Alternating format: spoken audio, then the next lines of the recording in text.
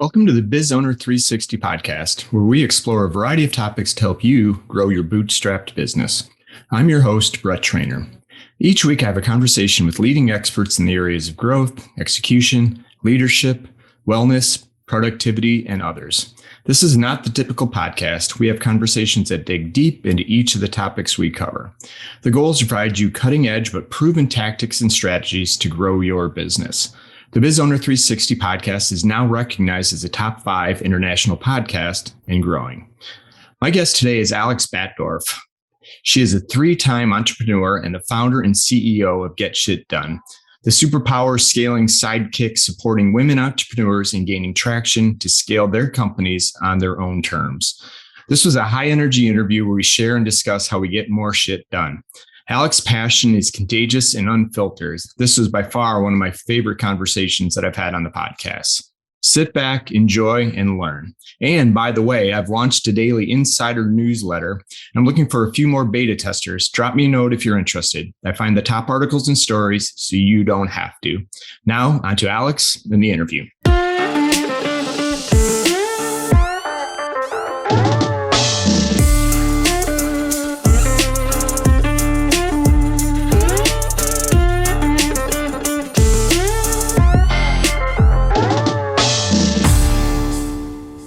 Good morning, Alex. Welcome to the podcast. Thanks for having me, Brett. Excited to be here.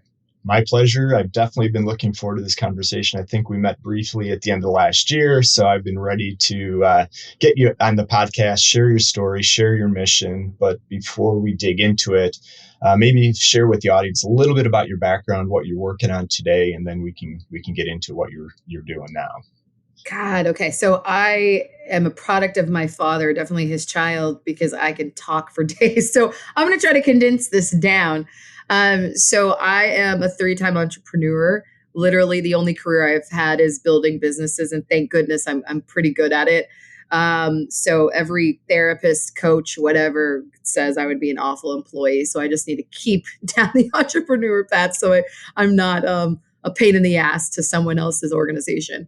But really how I got into this, I wasn't the kid that had a lemonade stand or delivered newspapers or anything like that. I was the kid that, when adults would ask me what I wanted to do when I grew up, quote unquote, I told them I wanted to rule the world.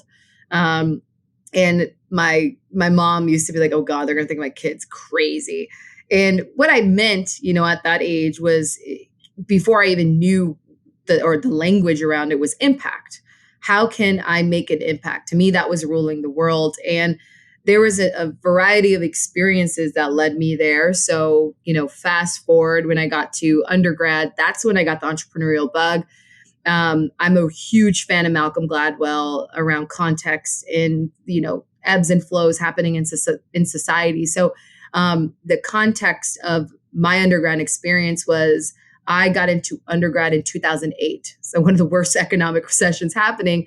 And, at that point, and I think a lot of people who are in my generation or around my age had the sentiment where we felt like we were fed a lie, is that, hey, you'll be safe if you just go get that fancy undergrad degree piece of paper, And while I would never discredit the value I got in my education, I wouldn't take it back for the world. But it does not protect you from an economic crisis. It just doesn't. And so you started seeing so much innovation happening. In the other context was you had the rise of mobile phones, smartphones. And there was just this really interesting mecca of innovation amongst this group of founders at my undergrad. Fast forward now, there's like a fund attached to my undergrad school. But I think our year, the graduating class of 2012, we were the ones that really facilitated it because we saw that we got into school. A lot of the alums that were coming out were having a hard time getting a job. And we were thinking, well, how can we make sure we have some control over what happens to us when we have to leave this place in 4 years? And so my first 2 companies, so I launched my first company at 19. It was, think of the real tradesies of the world. So the fashion resale markets with the level of cryptocurrency before we even had the language for cryptocurrency. That was a complete failure, though. I learned that A, I was a 19-year-old CEO that didn't know shit. And then B, not just going into business with your friends and trying to find roles for them, unless they're truly passionate. But I found that other than recruiting my CTO, who was fabulous, my other recruits who were friends, really good intentions, they weren't really as invested as I was. So fast forward, I learned a lot from that. I learned how to pitch my first investors successfully, so on and so forth. That led me to my next company, where an advisor and mentor to this day introduced me to my former co-founder at ZipFit, which was based in Chicago. So I lived in Chicago for about 10 years and I started my first two companies there.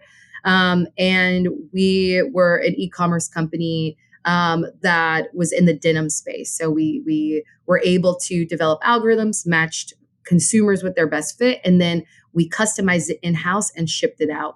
Which was amazing about this model. We went on to raise venture capital successfully. And, in most cases, investors do not like investing in products. It's a capital intensive typically.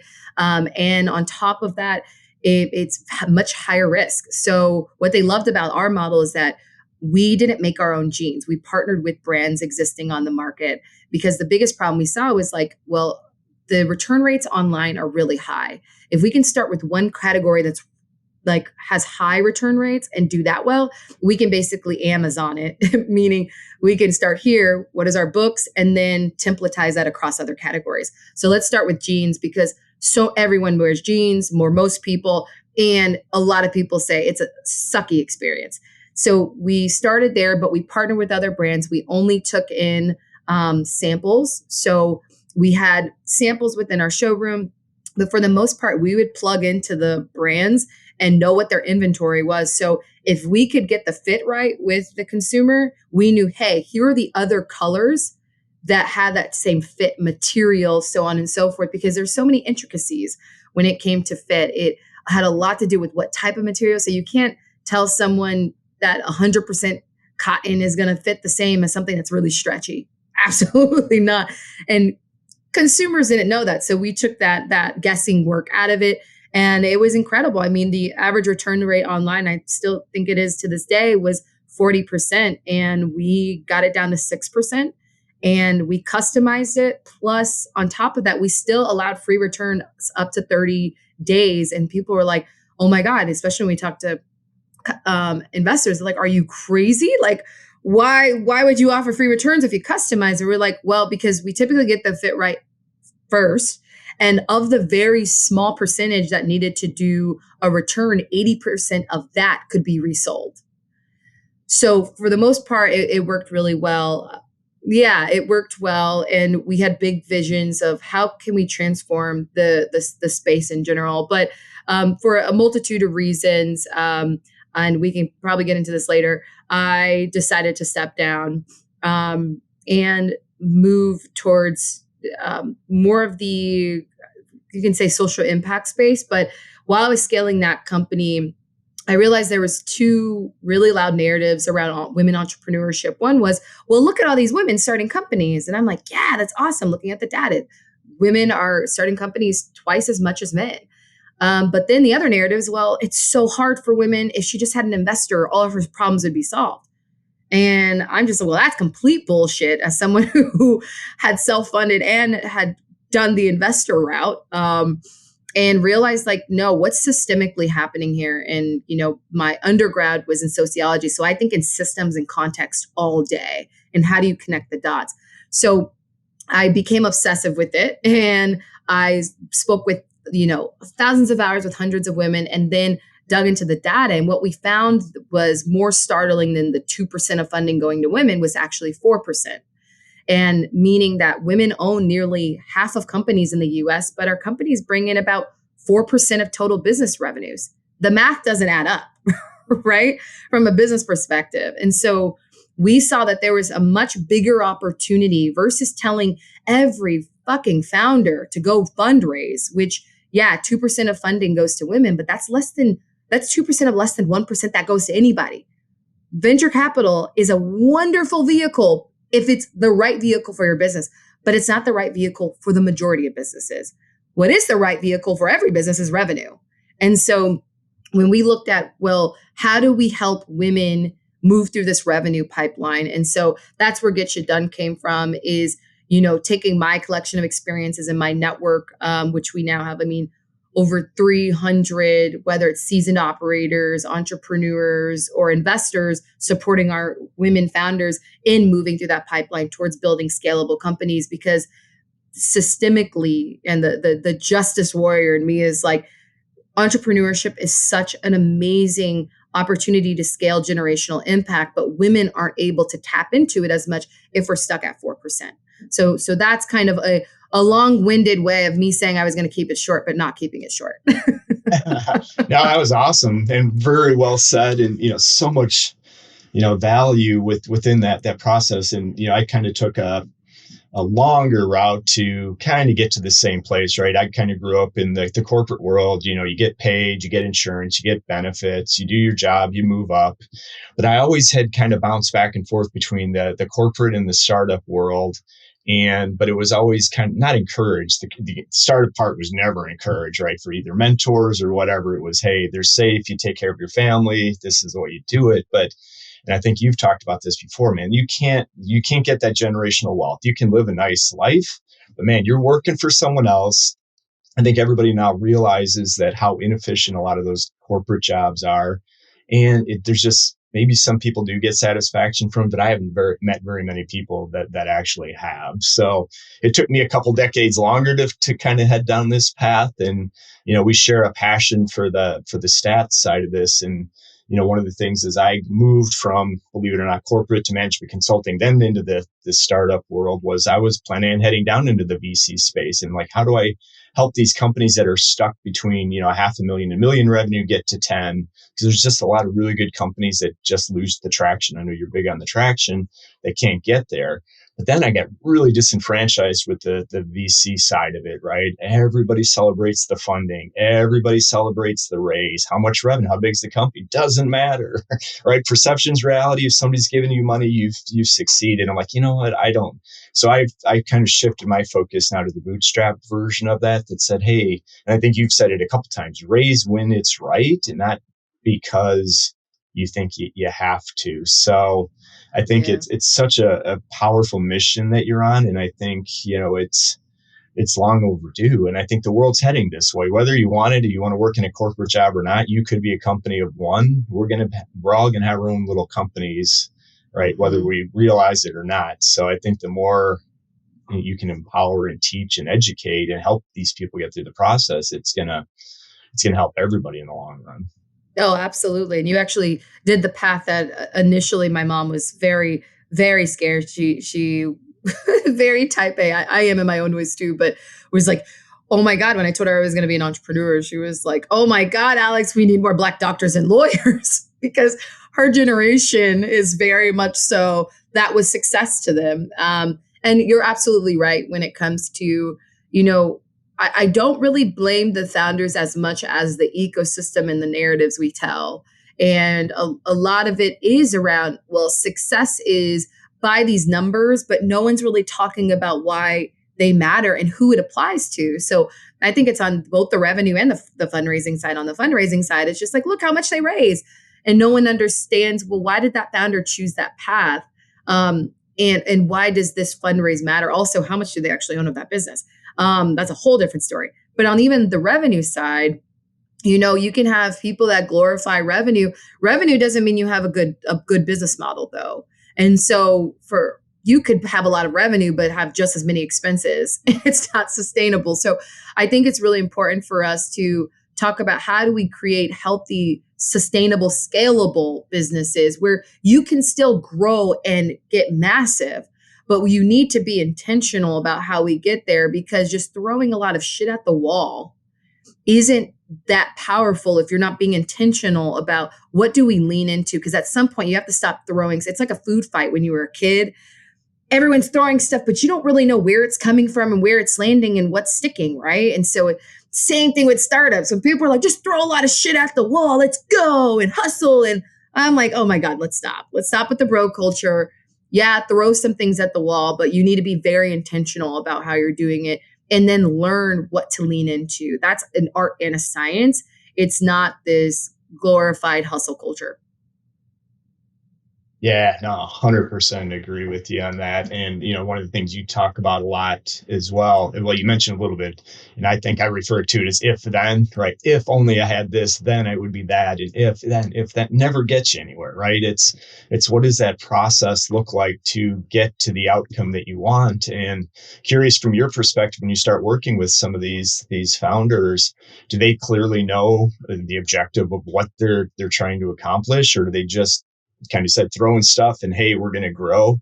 Because I find a lot of the time there's not a clear goal of what, even if it's a short-term, midterm goal of what they're trying to get to. And if you're not running towards something, it's really hard to get there. So I'm curious from your perspective, with all the folks that you work with, is that one of the common themes, or what do you find a lot when people just start working with you? Yeah, that's a fabulous question. So there's a couple things we've seen, and within our tribe of founders who are, get access to our programs, so that are admitted to our programs, to our community, they have to have a clear vision of where they want to go and what impact looks like. That is the base level, because otherwise it creates too much noise. And I think all of us have been a part of quote unquote communities that the intention is to serve founders, but it's kind of come one, come all. And the issue is, if you're trying to serve everybody, you're serving nobody. And so for us, when we looked at, well, who do we best serve? We knew that we would best serve women entrepreneurs who were building scalable companies. But for us, scale is redefined. Like, we're redefining narratives of what scale look like by not saying it's not just like a freaking unicorn. Like, I'm so over that word, because there's a very small percentage of companies that are going to ever get there. But I think you can have a $10 million company or a $50 million company, hell, a $5 million company, and profitable. And I think that's damn awesome. Like, that's super awesome. So I would say the people we tend to gravitate and or become a part of our tribe are very clear on where they want to go and impact. What they typically need help on and why they come to us is that it's typically not quantified for how are you going to get there. And when you're in an early stage company, and even if you are, in the early millions, sometimes that clarity around, well, how are we going to get from point A to point B? That's really, really hard when you're trying to do all these different things. And so what we see the most with founders is, like, they have these big visions for things, but when we say, okay, well, let's break down, what are your traction goals now for the quarter, for end of year? And it's which is timely. It's like New Year's resolutions, and people are like, oh, I'm going to lose weight. I'm like, okay, well, how much? 50 pounds, whatever it is. Okay, cool. How are you going to get there? They'll just put out a number and then not really say, well, what are you going to eat? How much of it? How often how much water are you going to drink? How many steps are you going to take? How many, hours or minutes are you going to work out per day? And that's what we see very often with startups and how they're breaking down traction and attribution, is that's lacking. They have the visions, they might have the goals, but they're not really broken down in a way that is attainable. They're just saying, hey, we're going to get to 100,000, by the end of the quarter. Cool. Tell me, how are you going to get there? And it's very vague. They're very lofty. And we're like, okay, cool. So you're going to do these pop-ups. Well, how many pop-ups? And then how much are you expecting on average to get from each of those? And that's where we see the biggest hurdle often, is that attribution is not broken down. And there's no silver bullet to this, right? It's like, if you fundraise, a lot of investors, like, we know early stage projections are bullshit. You can't guarantee you're going to hit 5 million when you have no historical data to prove that it's going to happen. It's more of a compass. It's more of a logical step-by-step. Here's how we're approaching it to try to get there. And I think the same thing when you're, in those early stages and don't have a ton of revenue or past performance to go off of, it's saying, here's how we're thinking through it. And here's how we're going to get there. And here's how we're going to hold ourselves accountable to hitting those metrics, or at least, cutting the fat so we can try something new by quantifying it with KPIs. That is what we see is the biggest bottleneck for startups is that they have the big lofty goals, they have the vision, but oftentimes they're not getting into, well, how the hell are we going to make that happen? Yeah, so true, so good. And even going back to your unicorn, I'm with you, right? I had a VC on not too long ago on the podcast, Eva. She's been on a couple times. She's awesome, by the way. And I said bootstrap or raise, and knowing that she's a VC, and we kind of got into the discussion at the end of the day. She's like, if you want to be $1 billion company, you have to raise. There's just no ways around it. You have to get the scale. I'm like, exactly, but everybody doesn't have to be, to your point, $1 billion company, right? And that's why I focus my business on just getting people to 10 million, right? You get to 10, which is really, really good. Getting to 1 million is really good. But getting to 10, it just opens up all the doors. You can fundraise, right? You can sell part of your company. You can probably live really comfortably off of 10 million and reinvest and do. So anyway, that's I've kind of made my mission to get to 10. And Yeah. what's interesting is kind of the stats. What I think you just talked about is, 1 out of 10 or 10% get to 1 million in revenue, and then only 1 out of 100 get to 10 million. But if you can get to 1 million in revenue, man, I'm convinced that every one of those companies should be able to get to 10 if they execute, have the plan, right, or are intentional about how they're doing it. And it just, they get caught in what I call founder's capacity, right? They're still doing everything. They haven't figured out who to delegate other stuff to. And that's just, I think it's an execution problem. So, Yeah. And, I think you bring up a really good point because, it's really hard to, and I empathize with founder. I'm a founder myself. I empathize is that how do you know what to do if you've never done it, or you might not have the examples around you? Because the one thing that I will say in the startup space is there's so much smoke and mirrors. Again, context for me is everything. Context matters. So often, one of the things in particular I see early stage companies doing is I'm like, oh, well, walk me through what are some of the traction strategies you're currently testing with when you're early stage, and let's say you're even pre 100, like 6 figures. I personally think ads are the biggest waste of time. And I would say 9.9 times out of 10, founders get burned on it. But because they're reading all these articles about, well, this company did this and this is what they got in return. But what they don't tell you is what stage was that company at? How much revenue did they already have? Who's funding that? And so there's so much. So I can empathize with founders in that regard, in terms of, well, how do we get there? How do I know what to focus on? And actually and I'm sure Eva's very fabulous and a great investor, but I would actually, challenge this idea that you can only become $1 billion by fundraising. And again, this is from the position, we all have our own self-interest and incentives. It is in the best interest of an investor to tell you that because they want to get a piece of it.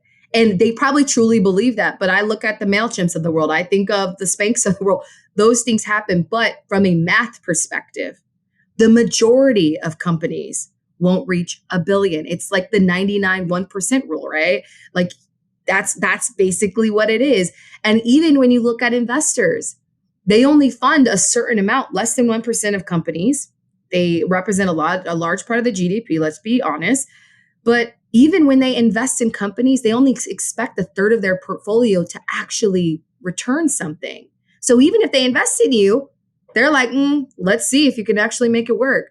And so it's a numbers game. They don't care. They just want to see what is going to actually, end up working out. So I say all this because I think it's important for founders to get very clear on where are you trying to go? What does your vision of impact look like? And what path works best for me? Because if you're looking at the VC path, it's fabulous. It's a great vehicle if it's the right for you and aligned with your vision. The reason the guys at MailChimp didn't go that route because they're like, we want to scale it this way. And they had a really freaking great exit to Intuit recently. Multi-billion, and they own 100% of their company. I will say they screwed over their employees. I think we need to revisit that, but I digress. And when we look at the actual numbers let's actually even separate male founders and female founders. The biggest issue for women founders particularly is that we only have 4% of total business revenues because 90% of us haven't even broken the 100,000 mark in revenue.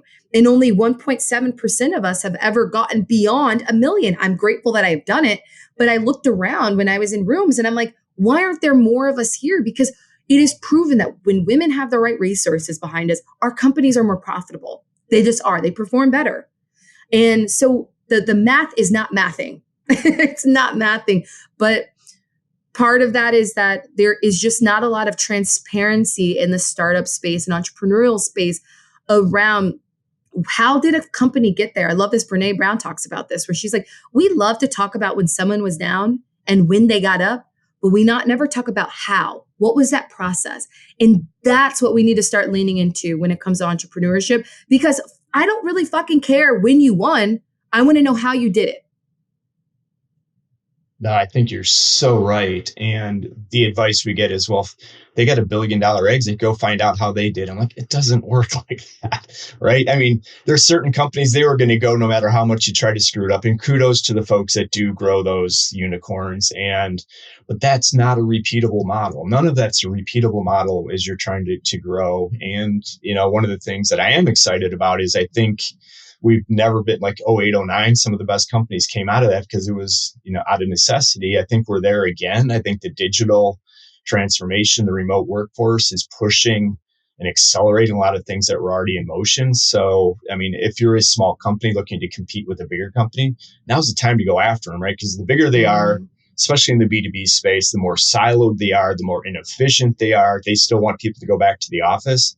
You figure out a better go-to-market model that's much more efficient, digitally driven, based on experience, you're going to win those battles. So I do think that the opportunities now, but how do we give the people the right tools, right, in order to succeed, right? I mean, that's the whole thing. We want more people in the startup world or the small business world and control their own destiny versus, because one of the saddest things I think is, and I've been there, is when you go on your own and you're making less money and working twice as many hours as you were in the corporate world.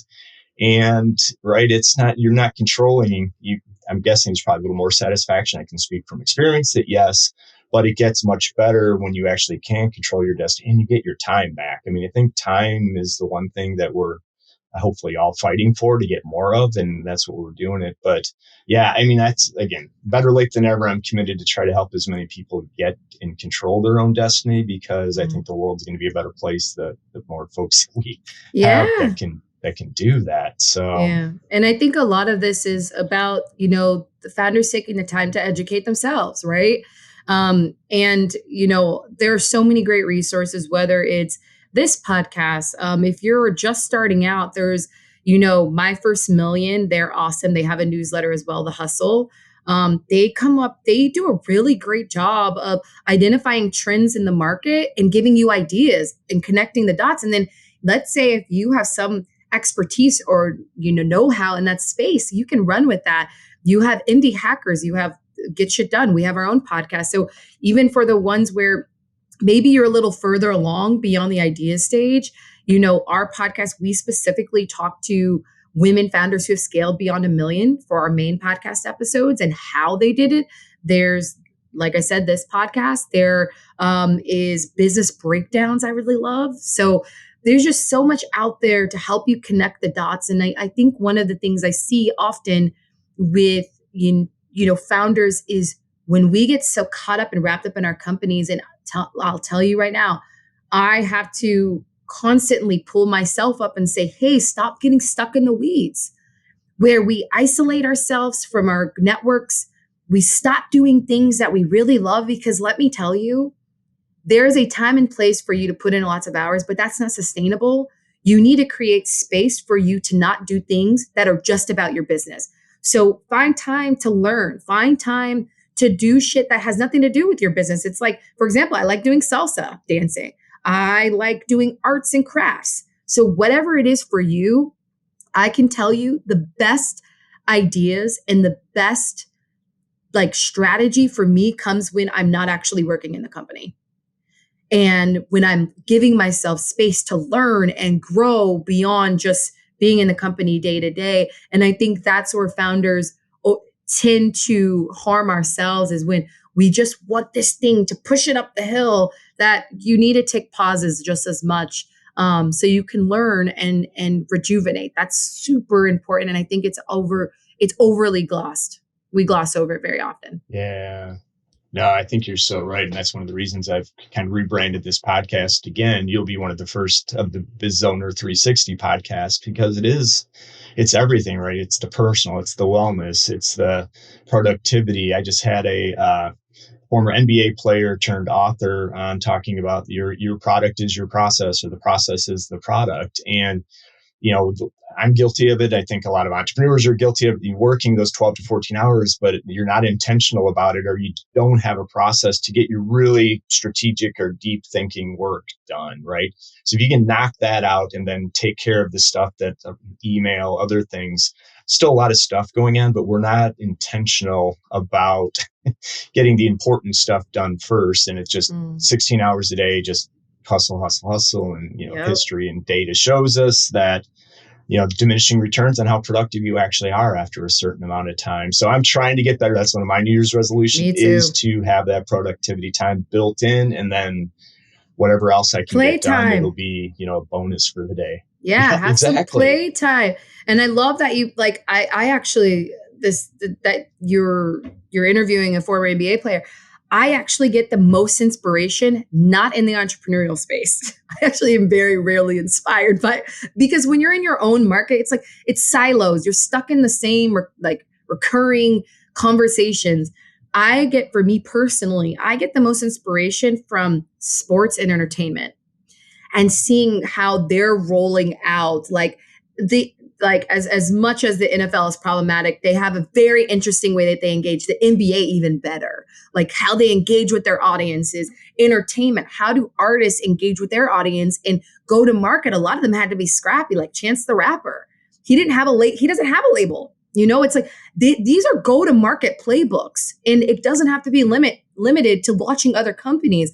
Wherever you feel the most inspired, like I get inspired when I watch surfers from a wellness perspective, because they literally have to wait for the wave, and then they get knocked down and they get back up. And I'm like, oh my goodness, this is amazing to watch. So I think I love this point you're making around wellness and providing time and space for you to create. Like my 2 words for this year that are really big are intention and imagination.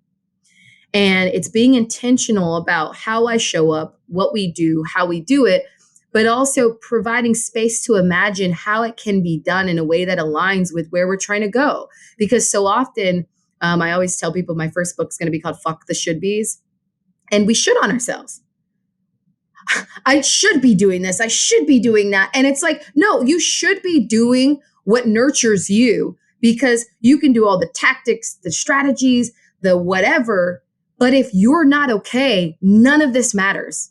This company, and your company doesn't need to be dependent on you long term. Like I truly believe there needs to be a point that you allow yourself to get fired so you can continue doing the things that you love. But you need to, in the early stages, you are the heart of this business. And that's why it's always so disheartening when I see founders literally just because they're exhausted and burnt out, or they're shitting themselves, just handing over all their hard work at such a literally pennies. Yeah. No, I'm with you. I love the imagination. I hadn't thought about that, but it's so true. And it kind of reminds me of one of the things that I'm guilty of, or was guilty of, is not thinking big enough. And I don't know if it's our education system where everything's kind of built on incremental. We just get a little bit better, but where I've been inspired by some folks in different industries, like I try to get a cross section of you with, get shit done. We need more people to say, we just got to get this done. But people don't think big enough.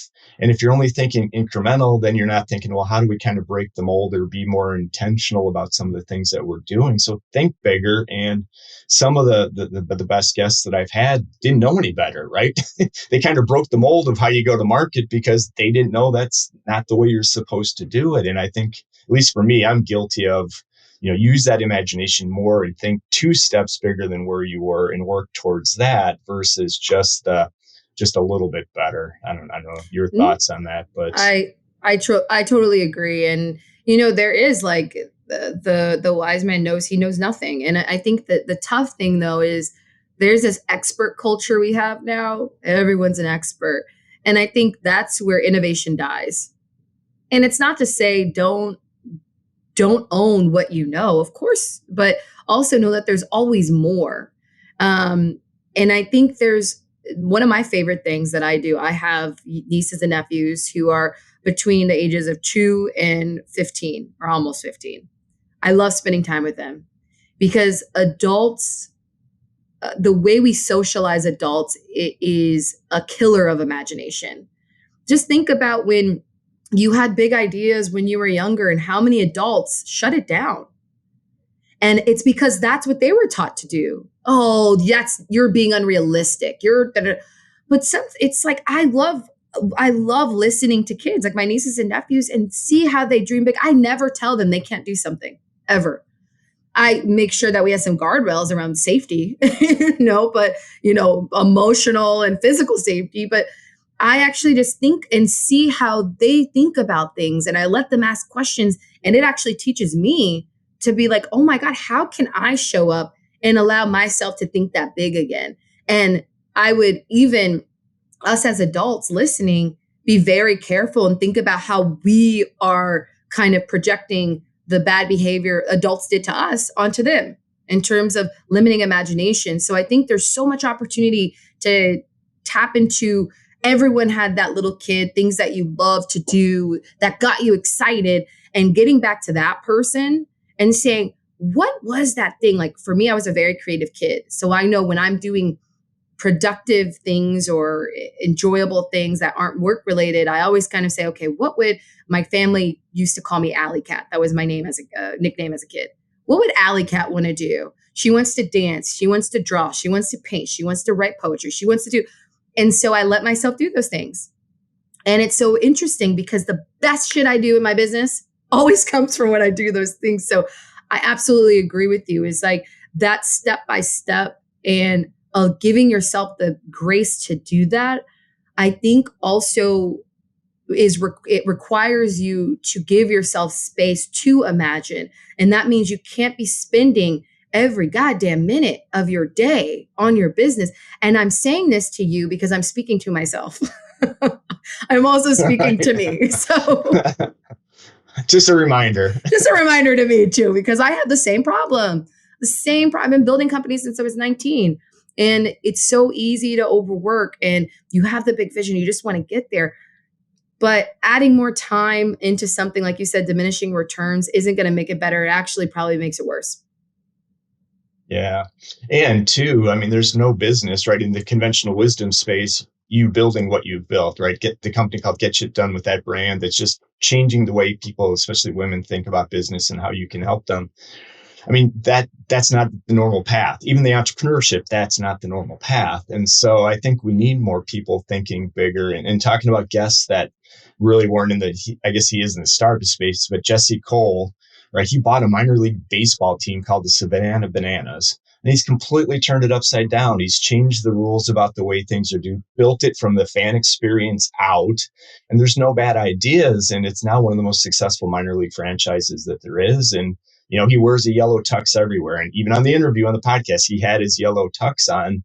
But it was just, why do I have to follow the same path? It doesn't necessarily work. It's incremental. If I do this completely different, it may not work, but am I going to be any worse off if it doesn't, right? So yeah, I love hearing and getting different perspectives from folks. Yeah, and I agree with it's Jesse from the Bananas. What is it called? So Savannah Bananas. I love that. And look him up. He was in the Wall Street Journal, and it's just a really interesting case study. I'm definitely going to look that up. I love that. And I would say for me, I actually get the most, I think that the best companies that make the most long-term impact, the best inspiration I get and the best companies that have ever been built are the ones that imagine beyond. Think of Disney. Think of the Wall Street Journal. Think of Amazon.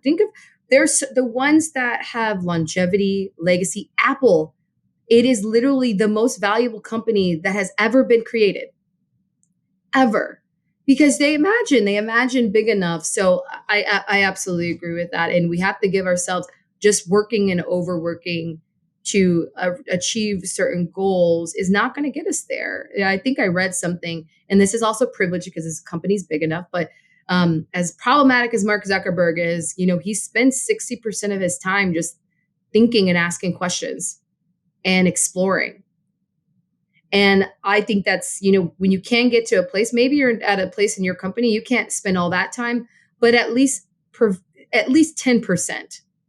I try to do at least 20%, because I know that just by doing is not enough for us to scale our vision of impact. It's not. Right. And you're going to get caught, right? Or you get complacent. I mean, history shows us all those companies that didn't continue to innovate get run over or run out, or they fall down the path and missed another opportunity. So Yep. no, I think you're right. Kodak. And there's only a handful of companies that do exactly. Kodak right? is a great example. When you feel like there was such a big missed opportunity. It was that digital was coming up, and the founder thought, well, we've been doing it this way, and then they got pummeled. They still haven't fully recovered. No, exactly right. And I do want to be respectful of your time. We're starting to run low, but I do want to touch on one last subject because I think we share a passion for it. And it's the founder's why, or the business owner's why, or your own personal why.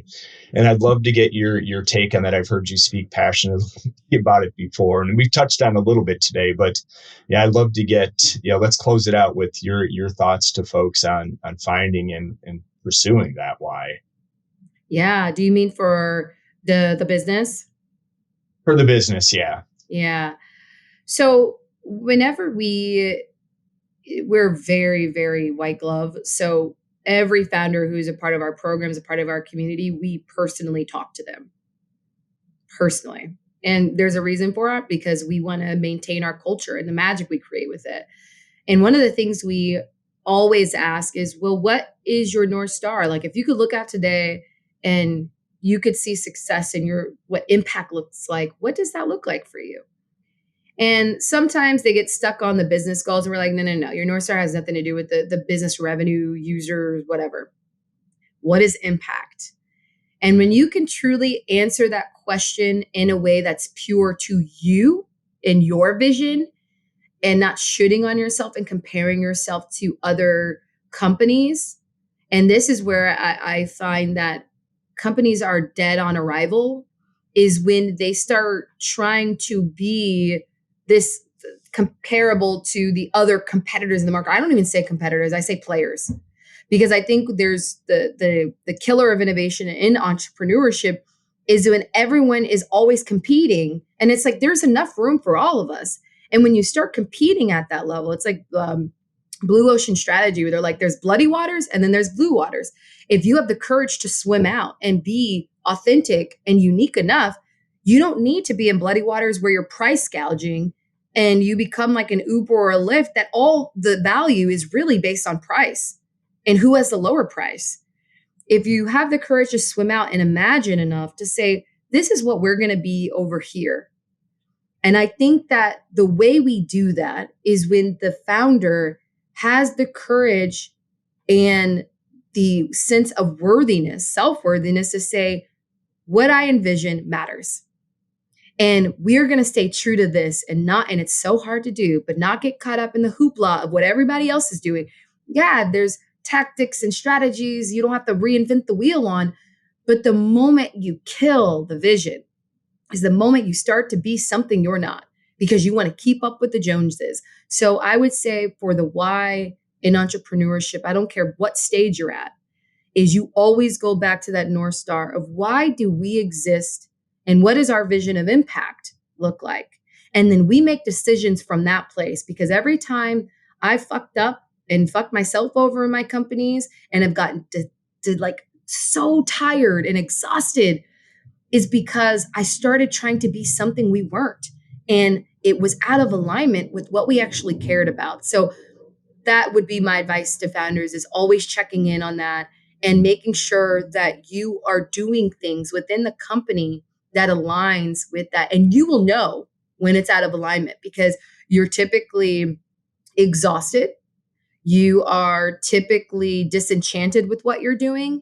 and it just feels shitty to show up to do the work. That's when you know you're not doing it.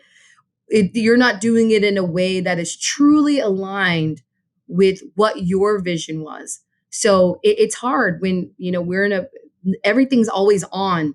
It's hard to take ourselves out sometimes and not get influence. But that's where the work truly is, to say, nope, we're going to do it this way because that's where impact looks like for us. And I mean, this has been proven with companies like Netflix when Blockbuster tried to take them out. Blockbuster, because they were so fixated on Netflix, took themselves out. And who's still around and still killing the market? Netflix. Because they're like, we're going to stay in our lane. We're not going to try to do what you do. And Blockbuster took themselves out because they were competing where Netflix was imagining and creating impact. Yeah, so good and so true. And, this is one of those areas that it took me a little while to come around to, because I always used to believe if you execute and out execute, you can grow a business, right? And I still think that's true. But what I've really come to believe is to have the why and the North Star, because as you start to scale and bring employees on, they have to believe in that as well. If they don't, it's going to be really hard to convince the customers of that mission. And I do think we are seeing more and more being able to win, right, with an average product, but a passionate mission for the company. And it could be something super simple. It doesn't have to be end world hunger for people to get behind it, but they want to be a part, kind of like what you're building with your tribe. People, I'm guessing, are all in on that. And if you started to bring employees in that weren't in on it, or you weren't clear on what that vision was, it'll cause a disconnect. And again, you could probably out execute and do it, but you're not going to get the growth unless you had everybody going in the same direction. I think you have to work twice as hard if you don't get that right. And I truly believe, like, I totally agree with you. And I think, what gets conflated though is that we're thinking we have to execute and out execute on everything. But no, to get shit done, you need to do it with intention. And that means, no, you're executing and over executing on things that you're the best at doing.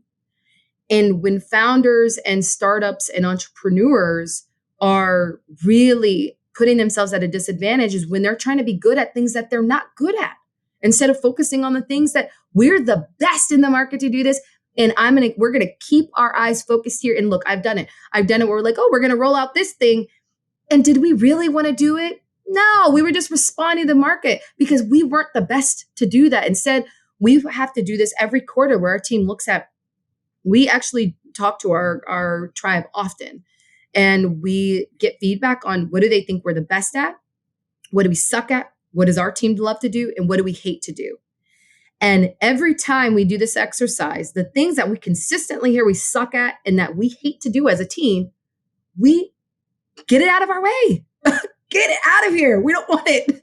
Because this idea of like working on your weaknesses, no, focus on your strengths. Get better at those things. That is how you own your space. That is how you become the best player in that regard. Not trying to outcompete or over execute on shit that you don't want to do and you're not best at anyway. Yeah, so good. And again, what you're doing is so inspirational. I really appreciate you taking the time and sharing it with our audience. And I'm sure we're going to get a bunch of folks that are going to come check out your content, the podcast, your company. What's the best way for folks to connect with you? Yeah, so I'm doing a personal detox from the interweb. So most of our postings are usually my team. Now I'm like, I can't do social media anymore. But if you want to follow along with our content, so we have our podcast and then we send out a weekly traction briefing. So this breaks down a deep dive of those conversations with the tactics, tools, templates that were used that you can't get in the audio.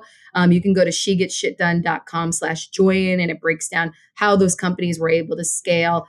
And we focus very much so on the how. So you might listen to things and you're like, wait, go back. How did they do that? That's where we focus a lot of our time and energy. So that's the best way to connect with us. And yeah, if you want to shoot our team a note, you can always chat with us on our website as well. And we're happy to have a convo. Awesome. Awesome. And again, love to check in with you in another maybe 6 months, 9 months, 12 months to see how the mission's going. But again, thank you for what you're doing. And like I said, it's been an inspiration. I told you offline that, some of the things I want to do with my brand are going to be much more direct and to the point and say, right, Yes, I don't I'm think so it's excited. working because X and Y. So, you help motivate me to get that moving this year. So and we so need appreciate you. it. We so need you to do that. We need your voice and to call it as it is. I don't think we can. I think of it as relationships. If we're not willing to call out the bullshit, are we really in a good relationship? And I think we're all in a relationship in this ecosystem together, and we need to be honest. So no, I'm really excited for what you have coming up. Awesome. Well, thank you, Alex, and good luck and continued success. And let us know when you come off the interweb detox. It's probably not a bad thing. I've never got super deep into it, so I haven't had to detox yet, but I can only imagine. Thank you so much. All right. Have a great rest of your day. Thank you.